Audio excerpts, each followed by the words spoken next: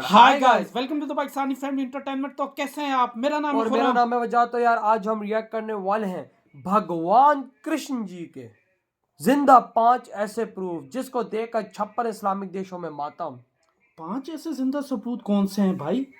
ये तो यार वॉच करेंगे तभी पता लगेगा। हमें तो पता है भगवान कृष्ण जी हैं, लेकिन अगर ये सबूत मिलेंगे तो और पुख्ता यकीन होता है। वही तो, अब ये तो वॉच खत्म करेंगे तभी इसके बारे में कुछ कह पाएंगे। तो जल्दी से वॉच करते हैं भाई, देखते हैं, कड़ा ऑन करते हैं, स्टार्ट। भगवान श्री कृष्ण परम अवतार माने जाते हैं। श्री हरि का एक ऐसा अवतार जो कि पृथ्वी में आने के बाद सबसे ज्यादा पूजनीय कहलाया। माना जाता है कि भगवान श्री कृष्ण की भक्ति करने पर सीधे सीधे बैकुंठ धाम प्राप्त होता है। जीवन और मृत्यु के चक्र पूरी तरह से खत्म हो जाते हैं। माना जाता है कि भगवान श्री कृष्ण के बैकुंठ लौटने के बाद ही इस दुनिया में कलयुग का आरंभ हुआ। लेकिन उसके बावजूद भी बहुत सारे लोग भगवान श्री कृष्ण की एग्जिस्टेंस पर विश्वास नहीं करते हैं, और कुछ लोग करते भी हैं तो ये कहते हैं कि श्री कृष्ण भगवान थे ही नहीं, अवतार थे ही नहीं। तो उन सारे लोगों के मुंह पर करारा जवाब होगा आज का ब्लडी सत्य का हैरान कर देने वाला अनोखा एपिसोड, जिस एपिसोड में मैं आप सभी लोगों के सामने इस दुनिया में आज के टाइम में भी मौजूद ऐसे 5 सबूतों के बारे में बताने वाला हूं, जिस सबूतों को जानने के बाद आप लोग ऊपर से नीचे तक हिल जाएंगे। और भगवान श्री कृष्ण की एग्जिस्टेंस पर अगर आप लोग विश्वास नहीं करते हैं तो सच बता रहा हूं, आज से उनके भक्त बनने पर मजबूर हो जाएंगे। पहले सबूत की बात करेंगे बिना ज्यादा वक्त जाया किए। यह सबूत मिला मथुरा पर। जी हाँ, श्री कृष्ण की जन्मभूमि, एक ऐसी जगह यहां पर भगवान श्री कृष्ण का जन्म हुआ था। कंस का कारागार यहीं पर था। माना जाता है कि भगवान श्री कृष्ण के जन्म के बाद काफी सारी लीलाएं प्रकृति ने रची थी। जैसे कि आप सभी लोगों को एक पता होगा कि कैसे नंद बाबा जब श्री कृष्ण को टोकरी में रखकर ले जा रहे थे तो कैसे इतनी ज्यादा मात्रा में बारिश हुई थी, और कैसे एक नाग आ गया था जो कि श्री कृष्ण का छत्र बन गया था। दोस्तों, क्या आप लोग ये बात जानते हैं कि आज से ठीक 97 साल पहले मथुरा में स्थित विश्राम घाट के पास के एक मंदिर में खुदाई की गई थी, जिस खुदाई में ये शिलालेख मिला। जी हाँ, इसे आप ध्यान से देखिए, देखकर लग रहा है ना कितना ज्यादा पुराना होगा। ये तो जब इसके ऊपर शोध की गई, इसी कार्बन डेटिंग की गई, इतिहासकारों ने पता करने की कोशिश की है कि ये शिलालेख कितनी ज्यादा पुरानी हो सकती है। तो क्या आप लोग जानते हैं क्या पता चला? ये समझ में आया कि ये शिलालेख लगभग 4 से 5 हजार साल पुरानी है। अगर 4 से 5 हजार साल पहले, बहुत सारे लोग ये भी सोच रहे होंगे कि इतनी पुरानी चीज अभी तक कैसे एग्जिस्ट करेगी, तो करती है। डायनासोर्स के भी अवशेष ऐसे ही मिले थे ना, तो ऐसे ही श्री कृष्ण का एक प्रमाण मथुरा की भूमि चीर कर दुनिया वालों के सामने निकला, और ऐसे लोगों के मुंह पर करारा तमाचा पड़ गया जो कि भगवान श्री कृष्ण की एग्जिस्टेंस पर विश्वास नहीं करते थे। और अगर आप लोगों ने आर्यभट्ट के बारे में सुने होंगे या पढ़े होंगे तो आप लोगों को पता होगा कि आर्यभट्ट ने भी ये बताया था कि महाभारत का युद्ध करीब करीब 3100 ईस्वी पूर्व हुआ था। 4 से 5 हजार साल पहले के सबूत, अगर ये काल्पनिक घटना होती तो केवल आज की दुनिया के सामने ही होती। कैसे अगर ये काल्पनिक थी तो इतने पुराने जमाने में भी एग्जिस्ट करती थी। श्री कृष्ण का वजूद इस दुनिया में था। पहले सबूत से समझ में आ जाता है दुनिया का कोई भी इंसान टाल नहीं सकता। आइए अब दूसरे सबूत की बात करते हैं, जो कि है द्वारका नगरी का। अब सभी लोगों को पता होगा, महाभारत के युद्ध के बाद गांधारी ने भगवान श्री कृष्ण को श्राप दे दी थी कि आपकी नगरी पूरी तरह से समाप्त हो जाएगी।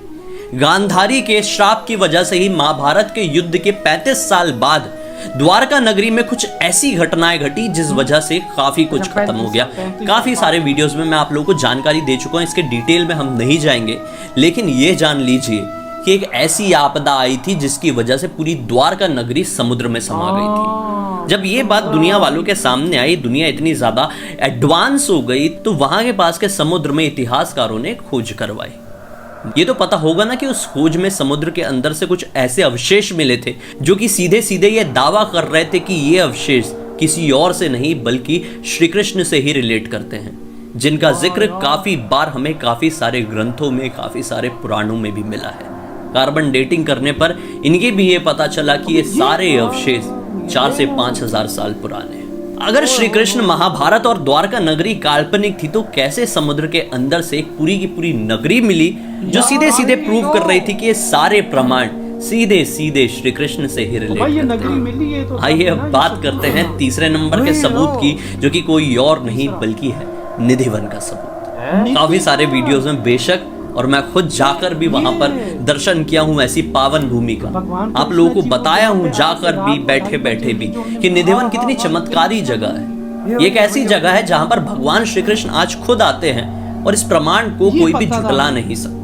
हर सूर्यास्त के बाद निधिवन के पट को पूरी तरह से बंद कर दिया जाता है और अलौकिक रोशनी को भी निकलते हुए कई बार बाहर से देखा गया है। निधिवन के अंदर कौन सा चमत्कार होता है कौन सा नहीं, ये तो आज तक किसी को नहीं पता चला। लेकिन हाँ, काफी सारे लोग जिन्होंने जाने की कोशिश की है, जो कि भगवान श्री कृष्ण की भक्ति के वजह से उनके तेज को बर्दाश्त कर पाए हैं, उनसे ये चीज तो दुनिया को पता चली है कि भगवान श्री कृष्ण निधिवन में आज भी अपनी गोपियों संग, राधा रानी संग प्रकट होते हैं।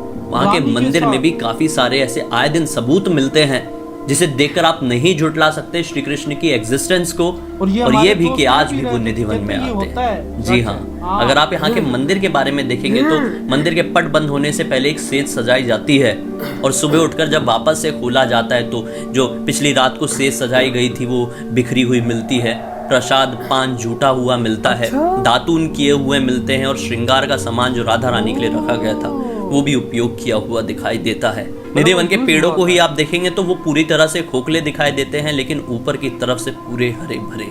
ये कैसा चमत्कार हो सकता है। लोग ये भी मानते हैं कि ये जो पेड़ हैं ये दरअसल गोपियां ही हैं जो हर सूर्यास्त के बाद अपने असली रूप में आती है, श्री कृष्ण के साथ रास लीला होती है और फिर उसके बाद वो चले जाए। अब रास लीला को मिसअंडरस्टूड मत कीजिए, रास लीला मतलब एक नृत्य कला होती है, डांस फॉर्म।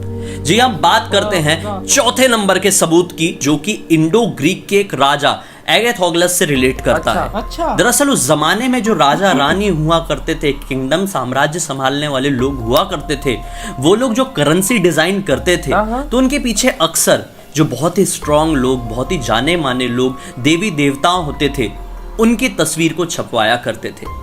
तो इंडो ग्रीक किंग एगेथोगलस ने भी अपने किंगडम में करेंसी बनवाया था, जिस करेंसी को आप ध्यान से देखेंगे तो क्या पाएंगे भाई, यही पाएंगे कि सीधे सीधे ये करेंसी श्री कृष्ण को ही दर्शा रही है। ध्यान से देखिए, देखकर ये समझ में आ रहा है कि कोई खड़ा है जिनके हाथ में सुदर्शन चक्र है, कमर में एक तलवार बंधी हुई है। साफ साफ समझ में आता है कि ऐसा उल्लेख किसी और के बारे में नहीं, श्री कृष्ण के बारे में ही मिलता है। इसकी भी जब कार्बन डेटिंग हुई, समझ पाए इसे लोग, तो इतिहासकारों ने क्लियर किया कि ये करेंसी आज से 120 से लेकर 180 ईस्वी पूर्व की। वो जमाने में तो टीवी फिल्म पिक्चर एग्जिस्ट नहीं किया करते थे ना, तो फिर क्यों काल्पनिक कहानियां बनेंगी। सच्चाई रही होगी तभी तो देश विदेश के शासक भी इस चीज के ऊपर विश्वास करते थे और सबूत के तौर पर दुनिया के सामने उन्होंने भी लाने की कोशिश की थी। खैर अभी डायरेक्टली बात करेंगे पांचवें नंबर के सबूत की दोस्तों। श्रीमद् भगवद गीता कभी पढ़े हैं? नहीं, पढ़कर देखिए। अच्छा, समझ में आएगा कि एक ऐसा महापुराण, एक ऐसा महाग्रंथ कोई इंसान लिख ही नहीं सकता। ऐसे ग्रंथ, ऐसे पुराण को लिखने के लिए दिव्य ज्ञान होना बहुत ज्यादा जरूरी है और किसी इंसान के पास इतना ज्यादा ज्ञान होना असंभव है।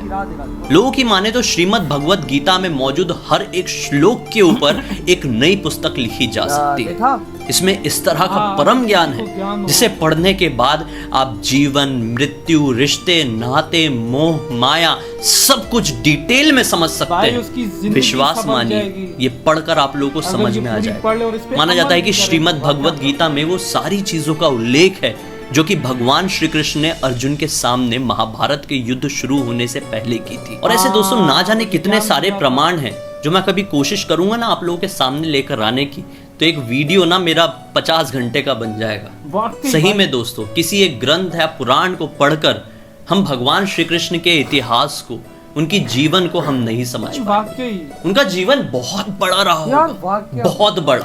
कैसे एक ग्रंथ या पुराण की मदद से हम उनके जीवन को समझ सकते हैं। लेकिन आज की दुनिया में भी आप अपने इर्द गिर्द भी नजर डालेंगे ना, तो आप लोगों को बेशक इतने सारे प्रमाण मिल जाएंगे जिन प्रमाण को आप नोटिस करने के बाद किसी भी तरह से उनकी एग्जिस्टेंस को नकार नहीं पाएंगे। सबसे ज्यादा बड़ा सबूत द्वारका, द्वारका नगरी।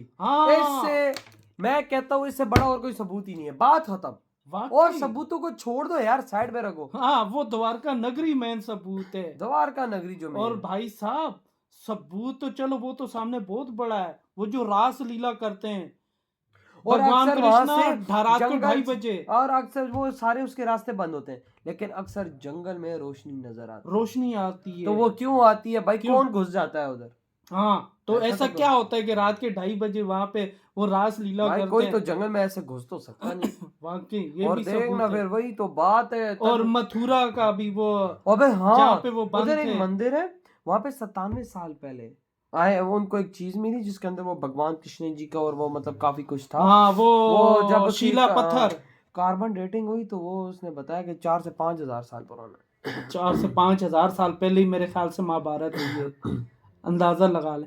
और ये सारे सबूत मिलते हैं ना। और वो जो करेंसी है, करेंसी के वो जो ऊपर- राजा यूज करते थे उसमें साफ साफ चीख के कह रहा है कि भगवान कृष्ण जी क्योंकि उसमें। वो सुदर्शन चक्र भी था, तलवार भी थी और वो खुद भी थे। यार ये देखना वजह, ये सबूत चीख चीख के बताते हैं कि भगवान कृष्णा जी थे भाई। वही ना यार खुरम, वही तो।